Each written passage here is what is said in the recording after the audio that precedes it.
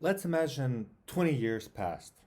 Russian totalitarian leader dies, and there is an opening for something new. There is no guarantee that that opening will lead to something, but it would only mean that history repeats itself. Because that's exactly what happened when Strugatsky were writing their main works. They were obsessed with the idea of social reform, by education mostly. They pretty well analyzed what capitalist society is and what socialist society is. They introduced a fictional version of scientific discourse. For instance, the Sikorski syndrome about people in power abusing it, or the progressor, this kind of superior character who is actually really sinful. The Strugatsky brothers are associated with the idea of the elites, of the ruling of experts. I also think that it's true that there is huge emphasis on intelligentsia as the leading group in social development. They give little critical consideration of the abuses that intelligentsia also may have. There was a meta text in Strugatsky's work. It's called The Noon. It started in 1957 with the novel Far Rainbow, and it ended in 1986 with Time Wanderers, the novel that was the last one and actually summarized all of the criticism towards Marxism Leninism. The consistent question in every novel of the cycle was how to reform society in a peaceful way. The protagonist of Hard to Be God actually realized that it's really hard to reform a medieval society with barbarians in a peaceful way. I guess that's actually where Strugatsky's elitism is pulsing, right, and interfering with their liberal agenda.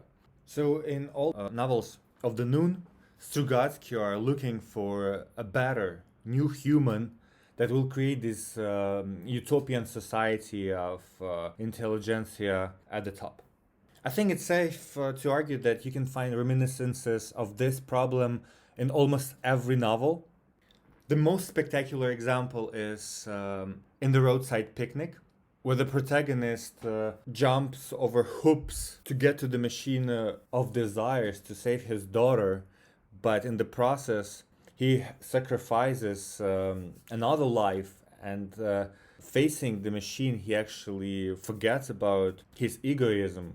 He's afraid to be too individualistic, and so he asks for something that probably is not possible to realize in the reality. He asks for happiness to everyone. That's quite weird. Early works in the series were really techno-idyllic. They believe that experts can change society for better, and the goal is actually to create a society of experts. Capitalist West was not good alternative, and Strugatsky portrayed it as sucking in drugs and abuses of labor. The thing is, when the Soviet Union collapsed, Boris Strugatsky actually said that the modality could have changed, and they would think that capitalism is a viable alternative to socialism. But they did not imagine any alternative to those two systems. The Inhabited Island, 1968, is probably the first novel where we see an ideological dead end.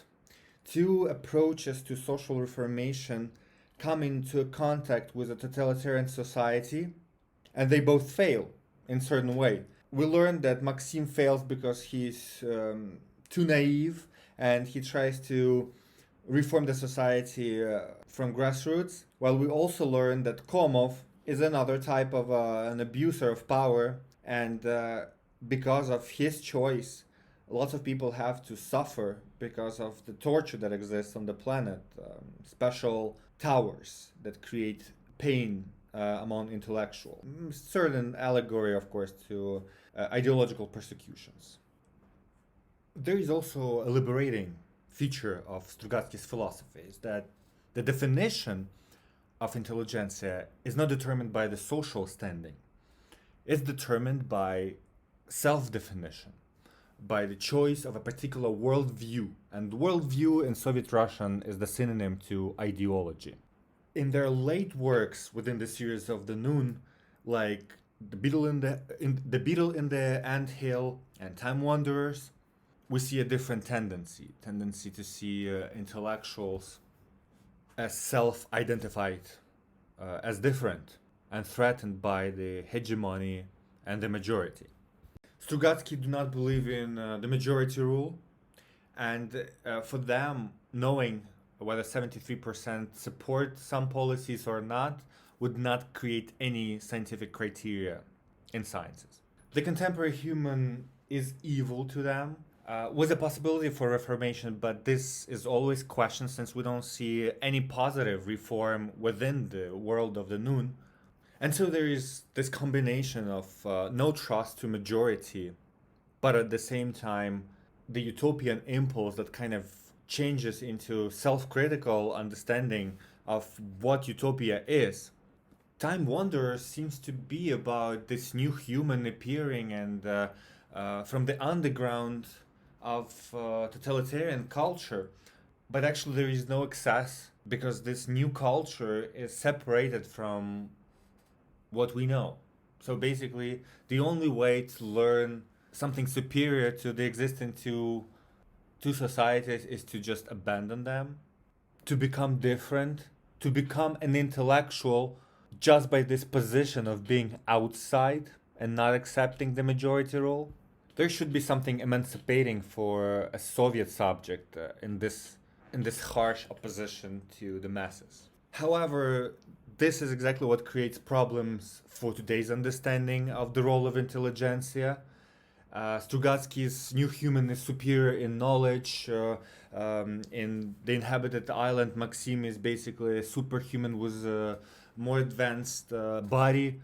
It comes to be a huge essentialism in science fiction that should have been abandoned but still remained in the Strugatsky's brothers' work. This ideological quest for new humans that will have better social life was shown to be grounded in totalitarian ideologies that, there is no perfect subject for totalitarian ideology. It always requires discipline and full submission.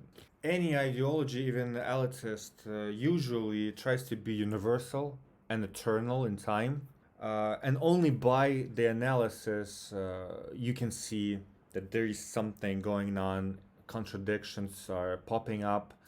The same in Strugatsky's.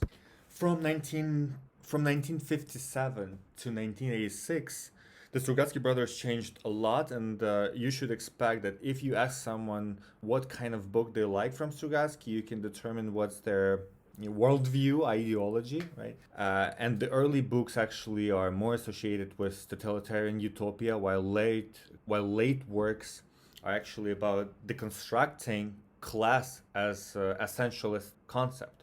Their novel, The Snail on the Slope, is actually one of the best works that agglomerates the themes that they explore in other works. They came with their own worldview in which their approach was different to what existed in Soviet science fiction. And in the existing artistic field, they saw the domination of the progressor as the main character. A colonizer, someone who behaves like a member of the secret police, but with the discourses of enlightenment. They called such character the progressor. This is a half god who has more power than should have had, but at the same time the progressor is still sinful, and we see not sinful characters who are not progressors for the first time in 1966 in The Snail on Slope. This work was not accepted well. It was published in a provincial journal for general audience, Baikal, in Buryatia, but it was traced down and the editor of the journal was fired and the copies were eliminated. Strugatsky published the whole thing in Germany in 1972 in Tamizdat. Progressors violate their own principles, as we see it in the Inhabited island, where Komov basically has his own agenda and he doesn't want to share power with other people and doesn't want to discuss it with Maxim. I'm not the first one to argue that The Inhabited Island is the story where Strugatskys openly argue that there should be no secret police agenda, that politics should be discussed. For instance, Boris Mezhuev wrote about this. If you're not an expert in Russian culture, then probably you would ask why would they create their monstrous protagonists who basically are intelligentsia, but at the same time they're kind of sinful and cynical towards others, even in the Snail Snope. But there is a general tendency in Strugatsky's writing to redefine a disgusting character as a positive one, while Soviet-style progressor is exposed as violent and manipulative. In science fiction discourse, it's called the Sikorski syndrome. In Time Wanderers, Strugatsky showed that this is basically the syndrome with which politicians can start wars and use violence and justify it for the majority. However, the politicians in their world decide to do an ideological reform, which actually happened during Perestroika.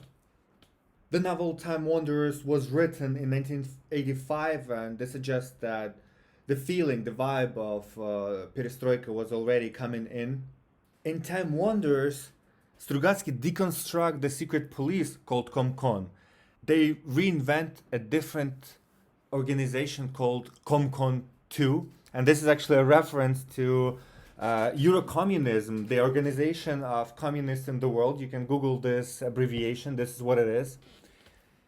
And so this new Euro-communist organization of world communist parties accept non-violent methods only.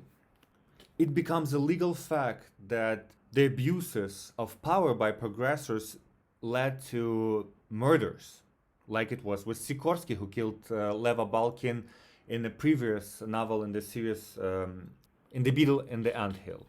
Leva Balkin and then his son, who doesn't know that he's his son, are manipulated to believe that they're someone else, are forced to be progressors, but there is some impulse that pushed them out of this false position. And so the whole series of the Noon come to the conclusion that the progressors' agenda was false. The ideology of progressorship interfered with human lives.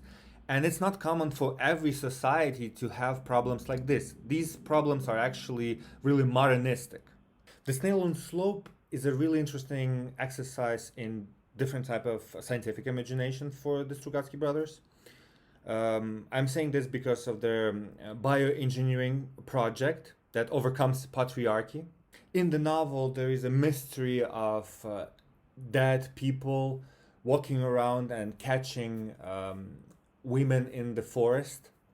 It comes out that these are robots. They are sent by emancipated women to gather other women and emancipate them too.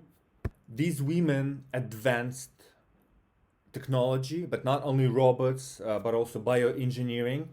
They no longer need men to reproduce. And with this novel, actually, Strugatsky suggests an exit out of patriarchy and totalitarian bureaucratism. This path is either new bioengineering or new understanding of essentialism. Gender is another essentialism similar to class. In a certain way, it's a construct, but it also can create this ideological alterity that is so emphasized in the novel. Women ran away from the men and they call them goats. Strugatsky remain materialist, but they discuss this materialism, of course, in science fiction, and bioengineering becomes a new ideological stance on what is natural. It's not stretched to say that the alternative to Marxism-Leninism is the discourse of gender. There is a really interesting concept from a Soviet refugee philosopher, Alexander Zinoviev, who saw the main difference between Western pluralism and Soviet pluralism in the implementation of supernatural boundaries. He believed that Soviet ideology never deconstructed completely its essentialism. So gender creates these supernatural boundaries which seem to be really thick, but one of the characters, Candide, seems to find a way to stay with these women who first, of course, reject him, but then they accept him on the premise of partner. He is a tolerated alien. We can see classicism in Strugatsky's description of people from the village. They're half-wit. Similarly, they discuss bureaucrats. They are liberals by their choice, but certainly there is certain inertia in their thinking, and it's similar to Marxist-Leninism.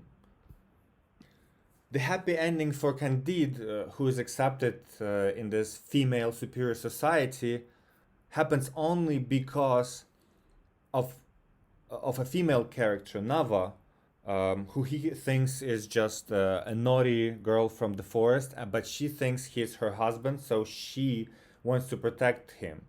And while she belongs to a peasant society, she has no value to him. But once she's the part of this emancipated, privileged society, he becomes considering her as a partner. Two main characters of the Snail and Slope are lost in ideologies. Candide is basically wandering in the forest trying to find his way out and reach this city because he heard about it, but he doesn't know whether that's the city where he used to live as a pilot.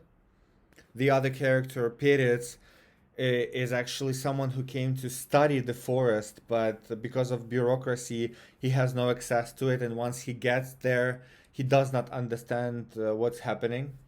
Bureaucracy was a great character of Domoroshiner, who basically surveys people and provokes them with questions, remind of Stalinist science, licencism.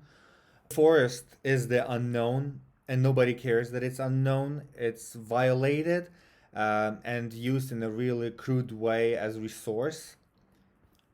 Peretz tries to do something about it, but actually he's actually put into the game of bureaucracy and he becomes a member of it without his own will. He just documents. Like Peretz is the unhappy character. He fails. He fails to escape.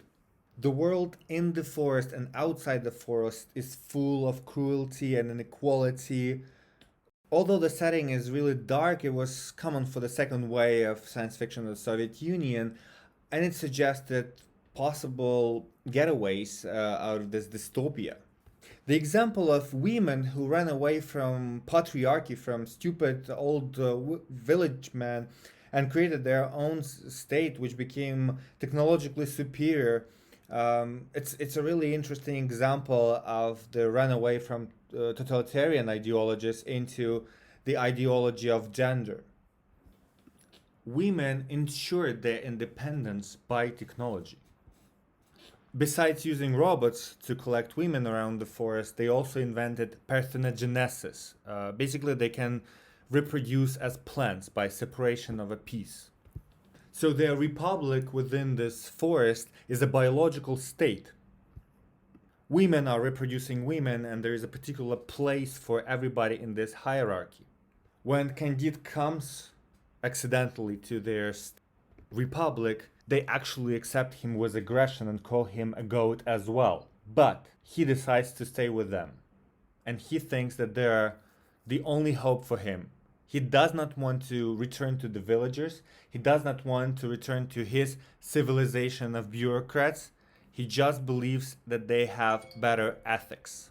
In the novel, it sounds even more dramatic. Candide believes that they have the chance to survive while the villagers and the modern civilization may disappear. Gender was a unique theme to this novel, and actually Soviet science fiction was mostly masculine.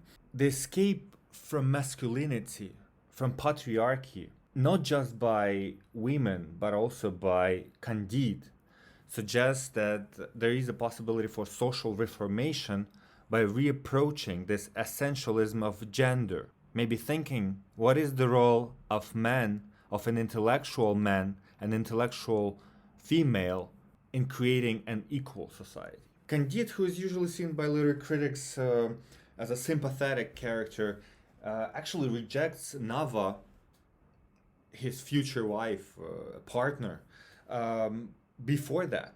He first thinks she's just too young for him, she's too stupid for him, and he wants to run away from her. But once she proposes him a different place, different subjectivity, he changes his position to the world and he takes a less progressivist stance. I guess that this novel is the beginning of the deconstruction of what actually Strugatsky valued in other novels.